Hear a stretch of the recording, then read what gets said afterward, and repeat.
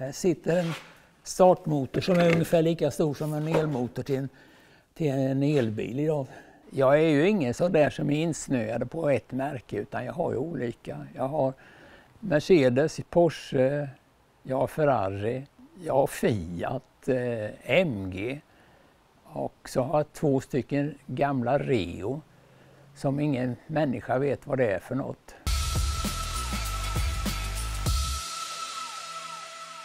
Hallå, hallå! Ja, hejsan! Hur är läget? Det är jättebra. Jag har ju semester. Vad härligt! Ja. Idag ska vi titta på någonting udda. Ja. Vad är det för någonting du har i garaget här? Det är en Porsche 550 Spider. En replika som är byggd på en originalram. Den är ju väldigt speciell. Jag har haft flera som har varit och tittat på den här och tycker den är rolig. Jag har lagt ner väldigt mycket jobb på den.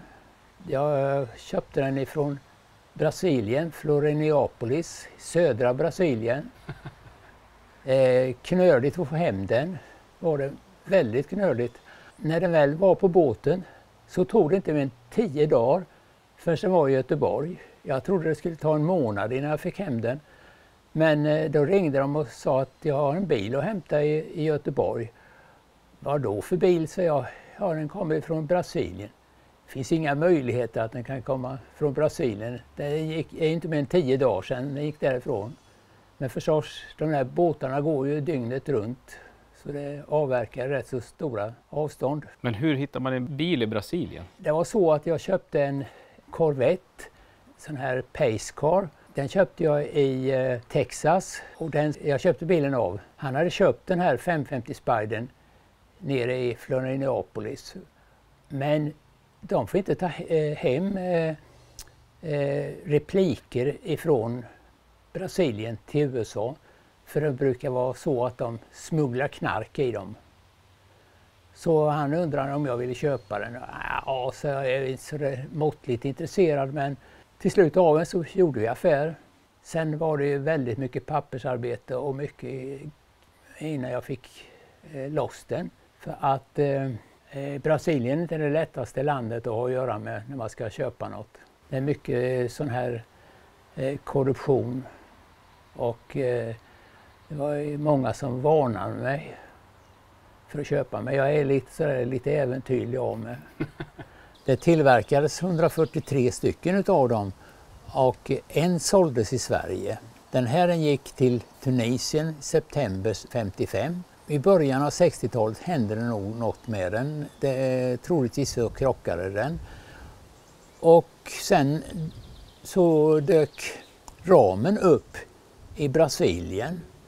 Och då fick en proffssurfare tag i den och började på att bygga en glasfiberkaross till den. Glasfiber är faktiskt riktigt bra.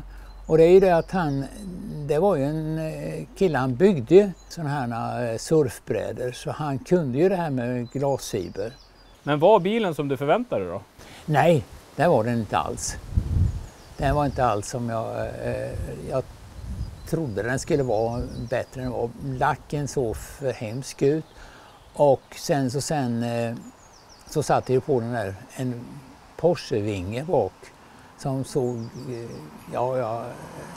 den hade jag inte sett. Jag har bara sett den fotograferad framifrån. Så det blev ju en liten chock. Så den var det första jag rev den. Sen så har jag gjort nya stolar. De alltså såg för hemska ut, de som var. Sen funderade jag på att skulle försöka köpa stolar. Det visade sig att det var jättesvårt, för det är så väldigt smalt. Så att man får inte vara bred om ändan, för då får man inte rum. Och då var det inget annat än att tillverka egna. Och skaffade aluminium och gjorde en mall och gjorde dem. Och sen sydde jag klädsel till dem. Sen har jag gjort lite paneler inne i, alltså, som är också i samma.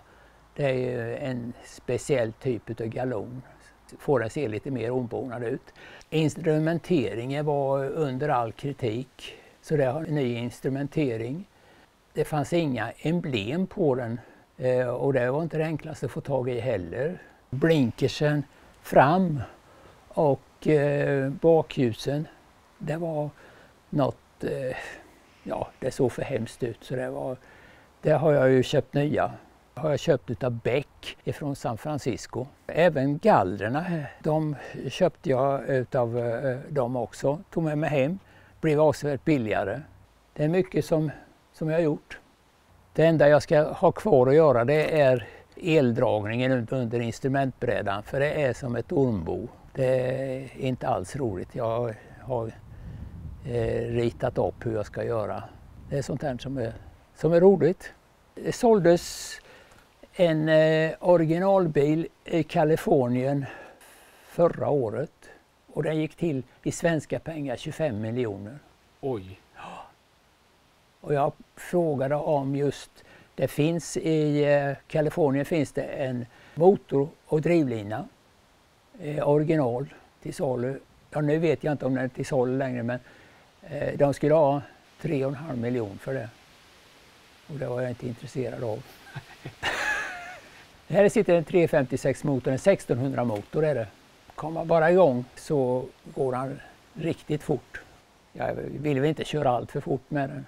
För det har inga säkerhetsbälten och det finns inte några bågar heller, utan skulle man tippa med den sen är det väl färdigt. Jag har haft isär motorn helt och hållet. Det mesta som är bytt, det är bara, man säger egentligen blocket det är väl det som är kvar. Det är ny vevaxel, nya vevstakar och nya cylindrar med kolvar. Och även topplocken är nya. Insuget är nytt, nya förgasare. Och sen har jag satt kanske lite för vass kam i den. För han går inte rent förrän 1500 varv ungefär. Då börjar det på att bli lite. Och han varvar ungefär cirka mellan 6 och 7 000 varv. Det är svårt att komma in. Ja, nu så när jag har ratten så är det lite bökigare så där annars så. Man får inte vara allt för stel. Ingen bil för mig då.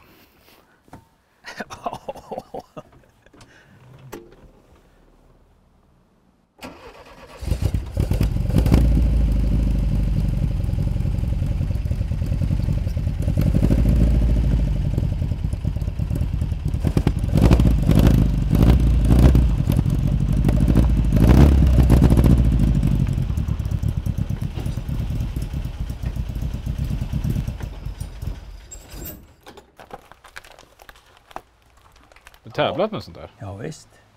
Det var roligt. Jag slutade till min frus förtjusning.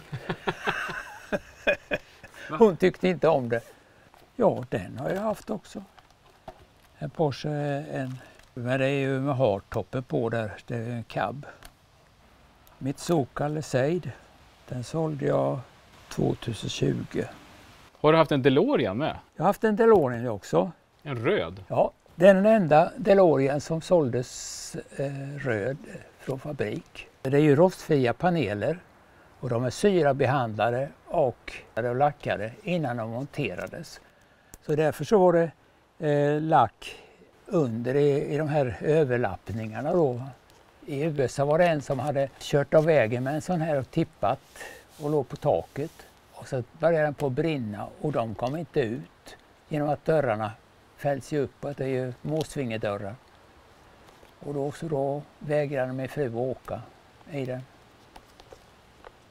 Så hon var väl rätt så glad när jag sålde den. Ja, vi fick ge upp och vara utomhus. Ja, just det. Regnet satte stopp för det. Ja. Ja. Men då har vi hittat något annat roligt i garaget istället. Ja, just det. Det är min Ferrari. Det är en 308 GT4 S. Det är en specialmodell. S för speciale. Den bröts ut 11 stycken 308 GT4 i produktionen och gjordes 8 stycken till Nordserien, 2 stycken till Le Mans och en var en reservbil och det här är reservbilen.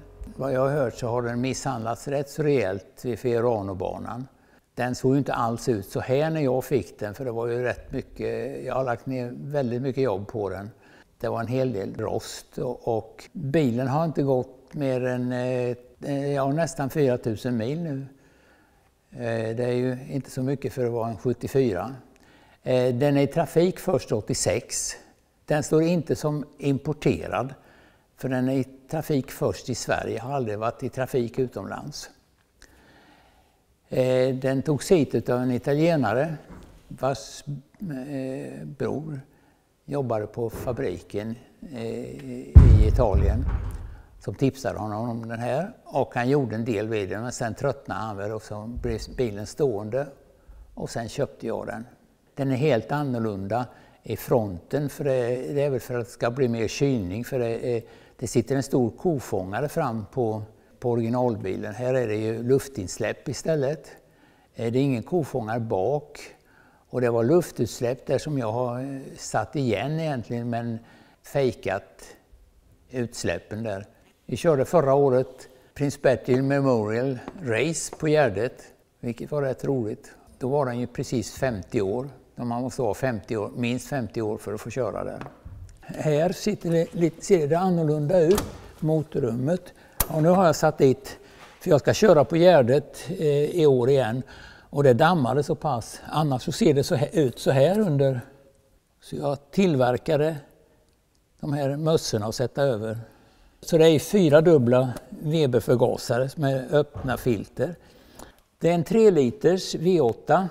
Grunden till den här säger de att det är egentligen Ferraris gamla Formel 1-motor. Men den här är ju lite annorlunda ändå. Men det bygger på den, påstår de. Jag vet inte, men det är sådana här förståsigpåare som har sagt det. Den här är på 285 hästar och 1974 var 285 hästar rätt mycket. Standardmotorn är väl på 235 eller något sånt där. Det smäller för fullt här, det är ett gym ovanför här, så det låter ju som det vore krig, men det är det inte. Det är jättesmidigt att byta kamremmar. Det är bara att ta den högra bakhjulet och innerskärmen, så det är bara raka vägen in. Standardmotorn går inte att komma åt så, eller standardmodellen. Och den här kallades ett tag för den fula ankungen. Men jag tycker den är väldigt snygg. Och den här kilformen. Och det är samma formgivare som har ritat Lancia Stratos. Den här kilformade formen på bilen. Ja, på insidan här så var det ju som jag sa skalstolar. Och det gick ju knappt att ta sig in i. Så har man tagit sig in så var man nästan tvungen att ha lyftkran för att ta sig ur. För att man satt som i ett skruvstäd. Och då fick jag tag i ett par begagnade originalstolar som jag har klätt om med skinn. Sen är det ju väldigt mycket knappar och instrument i den. Ja, det var ju så. För på sportbilar skulle det vara väldigt mycket knappar och instrument. Och sen har du växelspaken med den typiska Ferrari-konsolen, alltså så man får exakta växellägen. Har du då 4 dubbla Weber-förgasare bakom ryggen, så över 80 kilometer så kan man inte prata med varandra. För så den är inte social, bilen. Men sen har du ju bilar som är lite äldre. Ja, jag har ju då en Rio Speedster, en Bearcat. Den är sedan 1914. Rio, det är ju som så, han heter Randoms E. Olds. Det var han som grundade Oldsmobil. Rio var 1920 USAs 3 största biltillverkare. De tillverkade så här speedsterbilar, de tillverkade vanliga sedaner, lastbilar, bussar.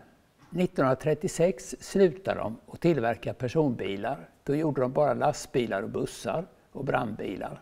Det höll de på till, jag tror det var 1956, då köpte White Rio. Och sen köpte ju Volvo lastvagnar, köpte ju Rio.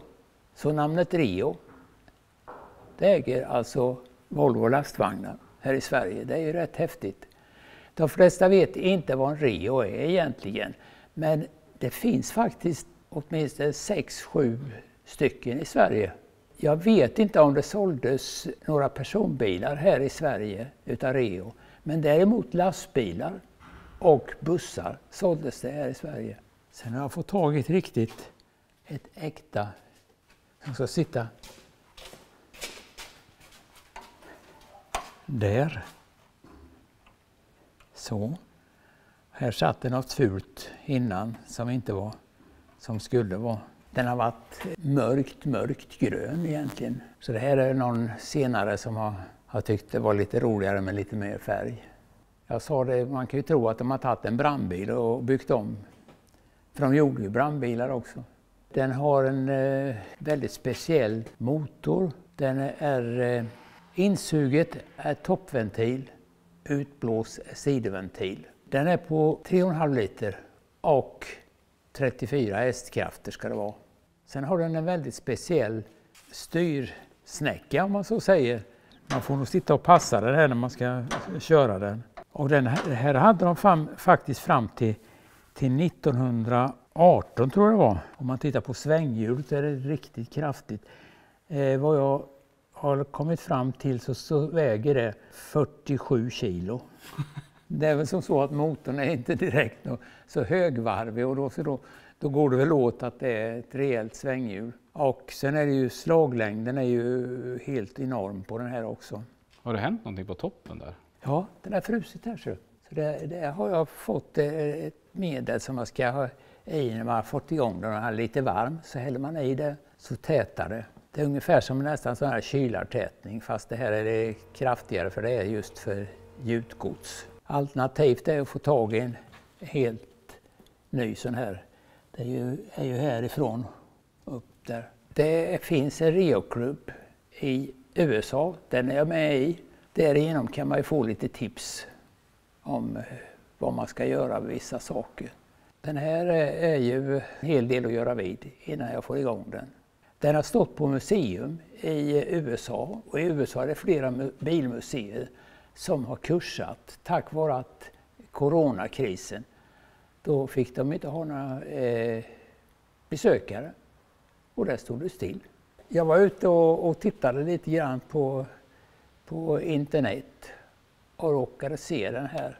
La jag ett bud på den och jag fick den. Sen var det att få hem den. Men vad visste du om den här bilen då? Nej, jag visste väl nästan ingenting. Visste bara att den har stått på museum och att den här sprickan var i toppen här. Fläktremmen är en häftig grej också. Det är en platt läderrem här vet du. Det står att man ska ha på remvax innan start. Tanken är här. Den är rejäl. Och en rejäl tanklock med en björn på. Den heter ju Bearcat, så det är väl häftigt.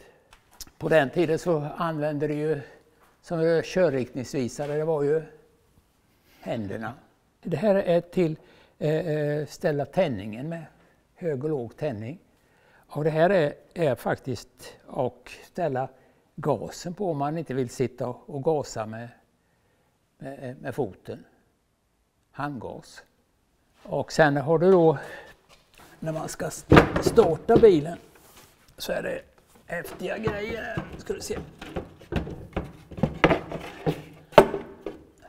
Här sitter en startmotor som är ungefär lika stor som en elmotor till en elbil idag. När man startar så trycker man ner den och trycker in startdrevet. Så ska man hålla in den här, så startar den.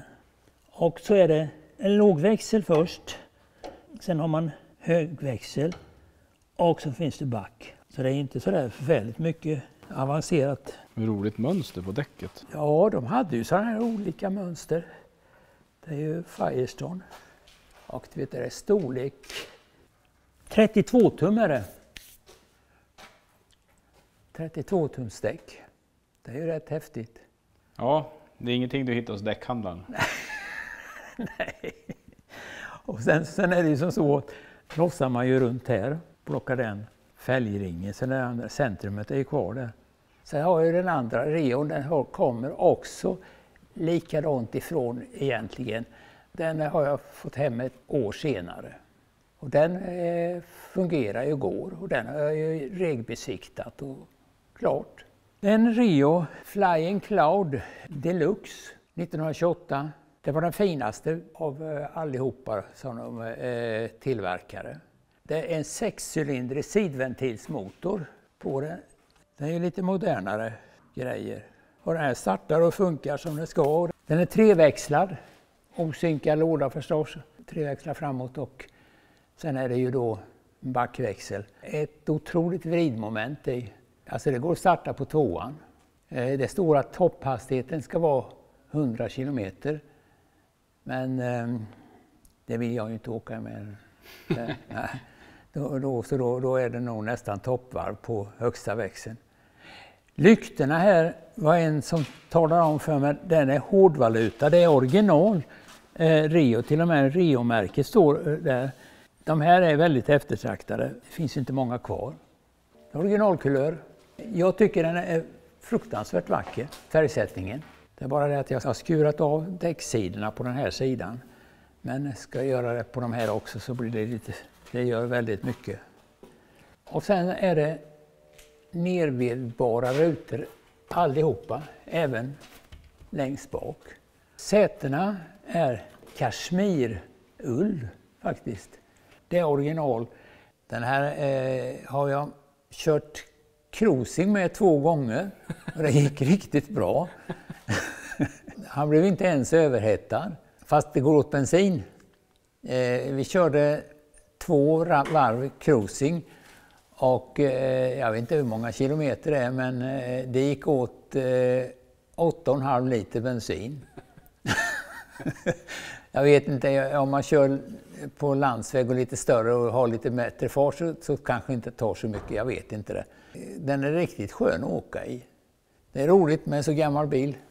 När det gäller kofferten så är det de jättedyra ifrån USA. Men jag satt ut på Blocket var det jag, att jag sökte en koffert, skrev att jag hade en Rio. Och så kontaktade en äldre dam mig från Bromma att hon hade en koffert som hon trodde hörde till en Rio i källaren. Och då sa jag, det är jag faktiskt intresserad av. Så jag tror jag gav, om det var 1500 eller 2000 för den. Och hon blev ju jätteglad, tanten. Så hade jag en kompis som var och hämtade den och tog hem till mig. Så det är en originalkoffert. Det är rätt roligt. Hör du vilka roliga bilar? Ja.